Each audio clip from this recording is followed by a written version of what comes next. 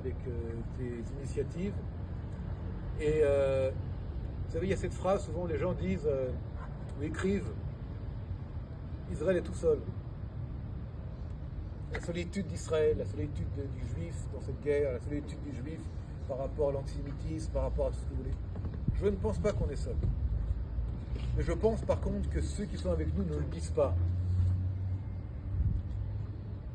On n'est pas seul, mais ils ne parlent pas. En tout cas, ils ne parlent pas comme ils devraient s'exprimer. La peur, l'angoisse, qui fait déjà qu'on est presque perdant lorsqu'on ne s'exprime pas.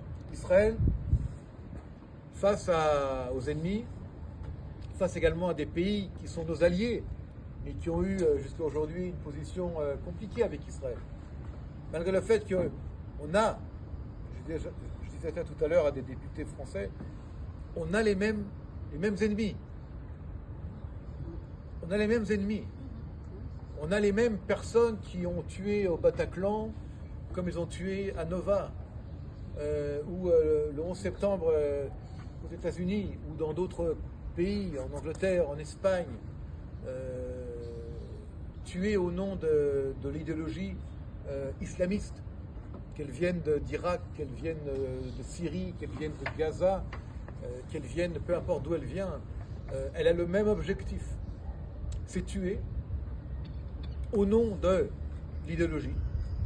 Parce que le Hamas, par exemple, à la différence du Fatah, de l'OLP, dans le mot Hamas, il n'y a pas inscrit le mot Palestine, ou palestinien.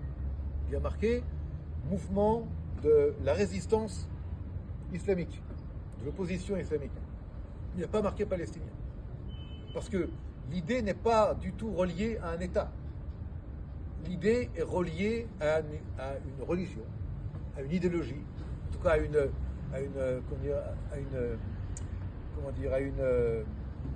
partie ou une lecture de cette religion qui est l'islam, qui devient avec eux un islamisme des plus cruels, et créer à la place d'Israël un califat, une sorte de califat islamiste, musulman, je ne sais pas comment ça s'appelle, et avec une volonté de détruire, d'enlever, de remplacer.